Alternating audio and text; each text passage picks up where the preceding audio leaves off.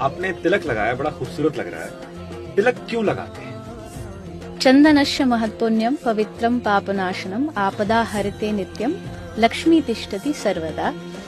ये शास्त्रीय प्रमाण है तिलक का कि चंदन लगाने से हमारी जो अकाल मृत्यु मतलब कभी भी कुछ एक्सीडेंटली हो जाना वो नष्ट होता है, हमारे दुखों का नाश होता है और हमारे पास लक्ष्मी या भक्ति का निवास होता है। दूसरी बात, ये तिलक लगाना, ये तिलक होता है, ये ठाकुर जी के चरण होते हैं, यानी हमारे माथे पर 24 घंटे आपने तिलक लगाया, बड़ा खूबसूरत लग रहा है। तिलक क्यों लगाते हैं? चंदनस्य महत्पुण्यम पवित्रम पापनाशनम आपदा हरते नित्यम लक्ष्मी तिष्ठति सर्वदा। ये शास्त्रीय प्रमाण है तिलक का कि चंदन लगाने से हमारी जो अकाल मृत्यु मतलब कभी भी कुछ एक्सीडेंटली हो जाना वो नष्ट होता है, हमारे दुखों का नाश होता है और हमारे